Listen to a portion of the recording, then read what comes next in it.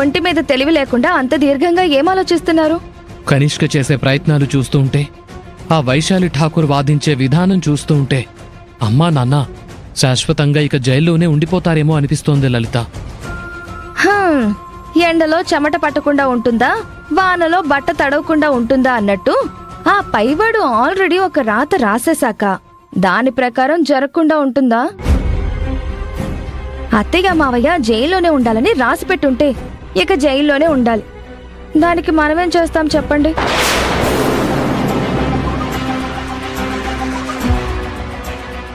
అలా అని కనిష్క చేసే ప్రయత్నాలు చూస్తూ కూడా ఏమీ తెలియనట్టు కూర్చోవడం కూడా కరెక్ట్ కాదు కదా లలిత.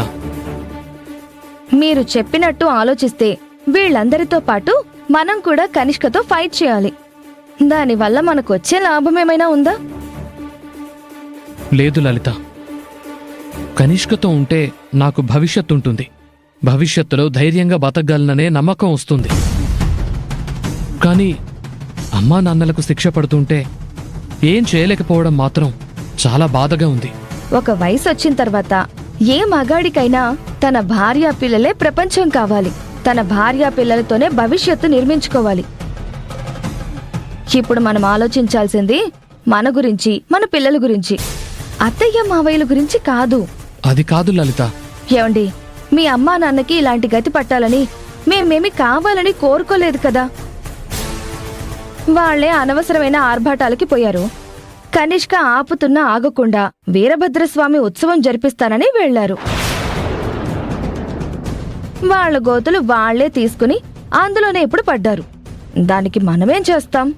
వదిలి చెప్పేది నిజమే కదన్నయ్య. మనమేమైనా కావాలని పెద్దమని పెద్దనాన్నని జైలుకి పంపిస్తున్నామా?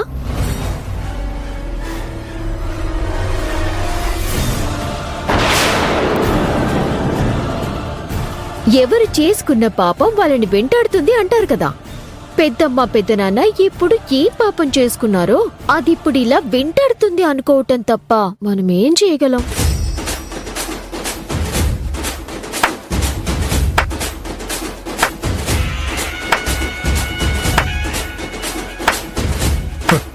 బాగుంది, చాలా బాగుంది. సొంత మనుషులు సమస్యల్లో ఉంటే ఎవరైనా కాపాడాలనుకుంటారు.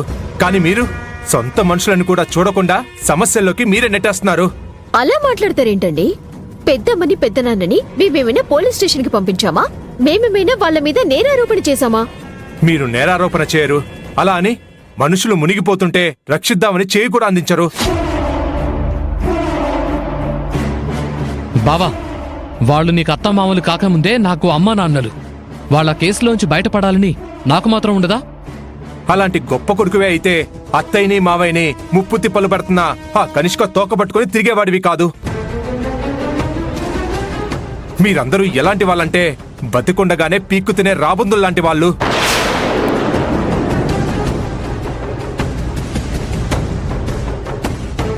మీలాంటి కొడుకులు కోడళ్ళు చాలా మంది ఉంటారు. కానీ మీలాగా తోడేళ్లలాగా ఆలోచించే వాళ్ళు మాత్రం అస్సలుండరు. బావా, నువ్వు మరీ హద్దులు మీరి మాట్లాడుతున్నావు. హద్దులు మీరి మాట్లాడడం కాదు, మీ పద్ధతి మార్చుకోమని చెప్తున్నాను. ఆస్తులు అంతస్తులు ఉన్నప్పుడు అత్తయ్య మావయ్య ఎంత బాగా చూసుకున్నారో మర్చిపోయారా? ఇప్పుడు వాళ్ళ వెంట ఆస్తులు లేవనే కదా అత్తయ్యని మావయ్యని అంత చిన్న చూపు చూస్తున్నారు. కొడుకు కోడలంటే అభి రాహుల్లా ఉండాలి.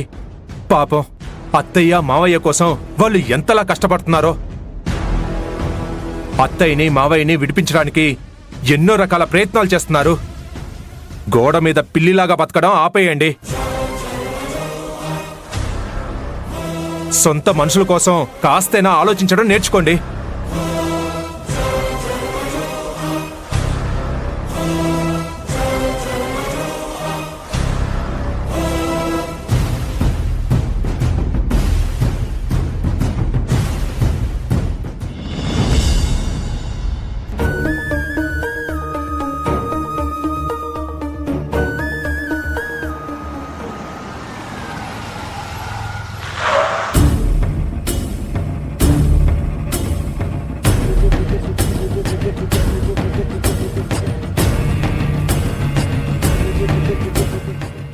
ఏంట్రా రాహుల్, ఏమైపోయావు? రేయ్, అప్పుడప్పుడు రోడ్డు మీద కనపడ్డావు. నాకు టైం లేక మాట్లాడలేకపోయాను. మా పరిస్థితులు మారిపోయాయి మహేష్. ఆస్తులు, బిజినెస్లు అన్నీ పోయాయి. ఇదంతా ఎప్పుడు జరిగింది రాహుల్? నాకు ఈ విషయమే తెలీదు. అదంతా పెద్ద కథ, నీకు తర్వాత చెప్తాను. కానీ నువ్వు వేరే ఊర్లో జాబ్ చేస్తున్నావు కదా, ఇక్కడికి ఎప్పుడు వచ్చావు? ఈ మధ్యనే సీఏగా ప్రమోషన్ వచ్చి ఇక్కడికి ట్రాన్స్ఫర్ అయ్యాను. By the way, she's my wife Abhi. Hi Abhi. Hello అన్నయ్య. ఇంతకీ ఏంటి సంగతి? అర్జెంటుగా కలవాలని ఫోన్ చేశావు? అమ్మ నాన్న పోలీస్ స్టేషన్లో ఉన్నారు.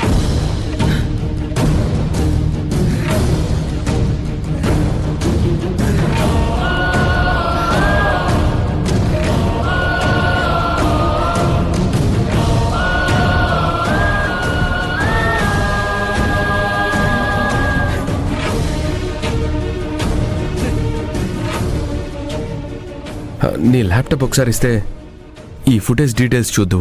1 minute.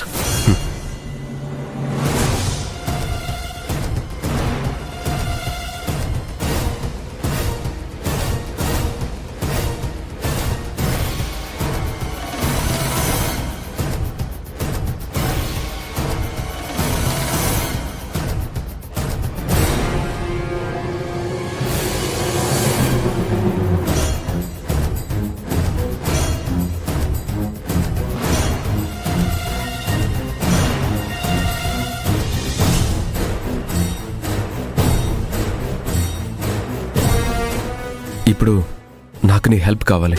ఈ వీడియోలో ఉన్న పాప అడ్రస్ కావాలి. మనం చదువుకునే రోజుల్లోనే మీ ఇంటికి వస్తే ఆంటీ అంకులను చాలా బాగా చూసుకునేవాళ్ళు. అలాంటి వాళ్ళకి కష్టం వస్తే నేను హెల్ప్ చేయలేనా?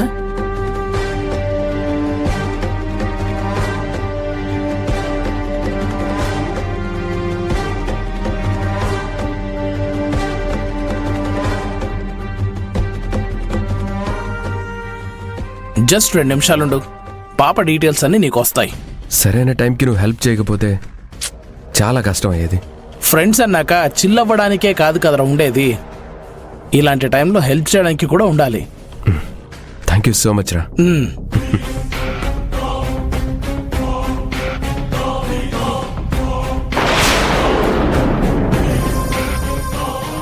చూడు రాహుల్, ఆంటీ అంకుల్ బయటకు వచ్చే వరకు నీకు ఎలాంటి హెల్ప్ కావాలన్నా నేను చేస్తాను. నువ్వేం టెన్షన్ పడకు.